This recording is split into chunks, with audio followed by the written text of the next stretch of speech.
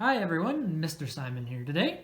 I am the Young Adult Services Assistant at the Red Deer Public Library. But what you might not know is that I'm also the resident Pokemon professor of the downtown branch. My counterpart at the Daw branch is Professor Matthew, and together we run official Pokemon leagues between the two libraries, where you can battle, trade, and hang out with other trainers. So now you might be saying, but Professor Simon, I have Pokemon cards, but I don't know how to build a deck, so how can I battle others? Well, have no fear. Today I'll be demonstrating in this quick workshop on how to build your own deck to use. A Pokemon deck must comprise of exactly 60 cards, no more, no less. A deck of cards is made up of the monster cards, the energy cards, and the trainer cards. Now, ideally, you will have approximately 20 of each type, but this is not a requirement. I like to base my decks around my favorite Pokemon, which are ghost types, such as Gengar, and there's also Sableye, which fall under the Psychic or Dark types. The majority of your monster card should be basic Pokemon, which is the first or only stage of evolution of Pokemon. So Ghastly here is a triple stage evolution. Shuppet here only has one evolution, and Spiritomb here has no evolution. So before you can play a stage 1 or stage 2 evolution, you need to have the basic Pokemon, which all three of these are. I recommend having half of your monster cards as basic Pokemon.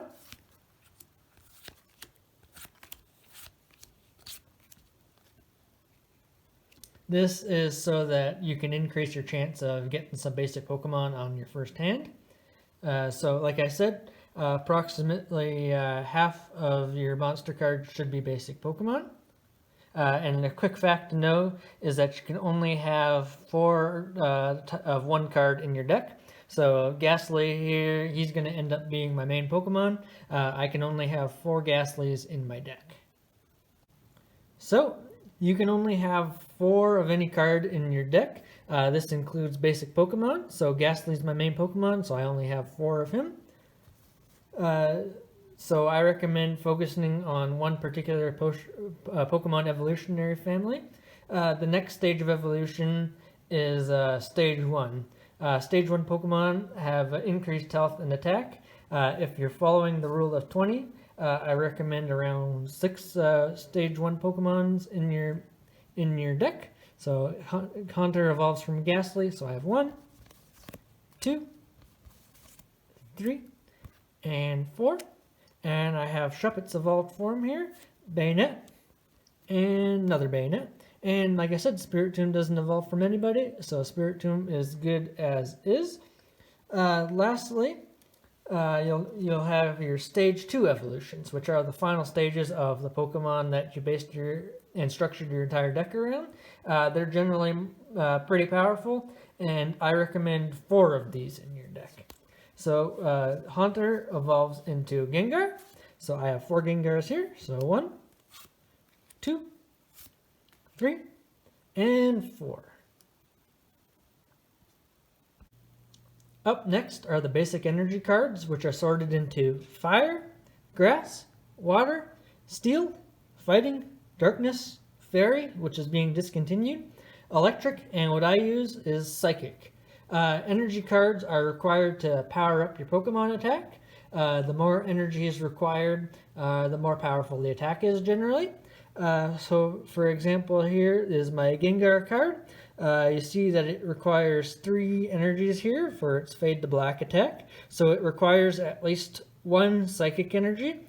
And then the 2 white ones are colorless energies. So it's not required for Psychic energy to be used for this attack. If you're running a mixed deck or something, if you have 2 dark energies, you can substitute any energy cards for these 2 colorless energies. So you could have like one dark fill in the blank, or 1 fairy energy fill in the blank, and you'll be good to attack there.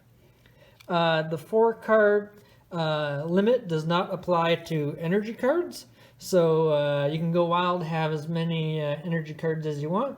It's recommended, if you're following the rule of 20, to of course have 20 energy cards in your deck.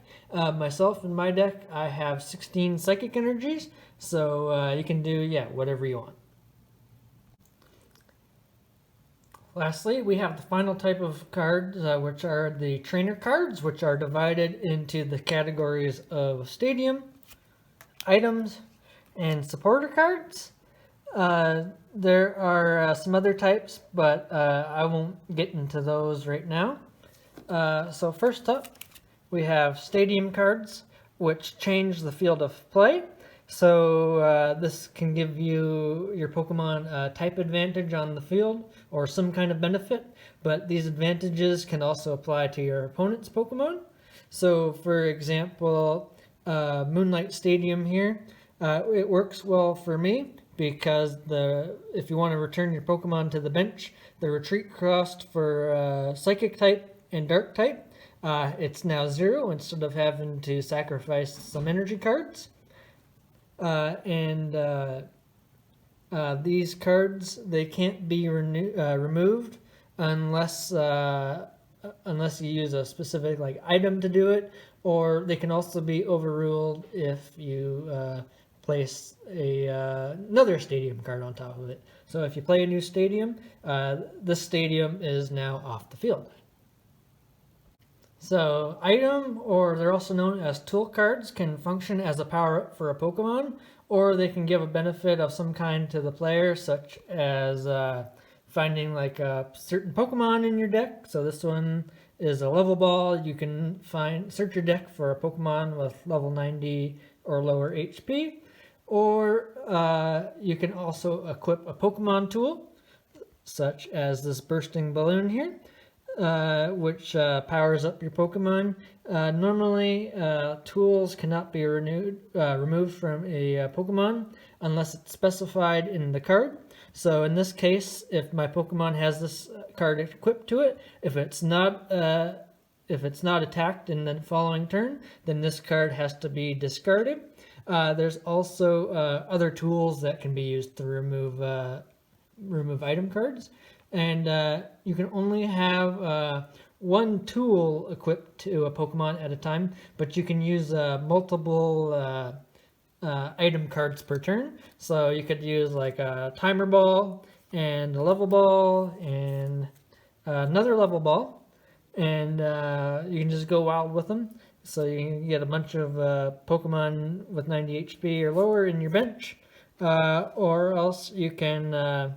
This one, you flip 2 coins, and you search your deck for 2 evolution Pokemon. So if I'm running a Gengar deck, I have nothing but Haunters on the field, if I get 2 heads, I can get 2 Gengars onto my bench. So supporter cards can only be used once per turn, and they are based off of characters in the manga and anime. Then they also function more as a powerful item card, such as Bridget here. So you can search for up to 3 basic Pokemon in your deck and put them on your bench, which is actually quite powerful there. There's Rescue Stretcher, so you can put either a Pokemon that's fainted in your discard pile back into your hand, or you can shuffle any 3 Pokemon from your discard pile into your deck. There's also others like Sabrina's Suggestion. So you can look into your opponent's hand, find a trainer card, and then use that trainer card for your own benefit. And then there's also other cards here. So like Looker, you can draw 3 cards from the bottom of your deck. Or if you're running out of cards, you only have 1 card in your hand, you can play Shauna, and you can shuffle your hand back into your deck and get 5 new cards. So that is it for this workshop. I hope you found it helpful in constructing your own deck. But now you might be asking, but Professor Simon, I'm stuck at home here during the quarantine. How do I play Pokemon? Well, Have no fear. Professor Matthew and I are, for the time being, hosting an online Pokemon League via Google Meets on Wednesdays from 3:30 to 4:30. If you're interested and you'd like to get the Meets room code, please email Matthew or myself at the emails you see on screen there. Or feel free to email if you'd just like to talk Pokemon or have any other questions. Thank you for watching, and we hope to see you there. Thank you so much. Bye-bye.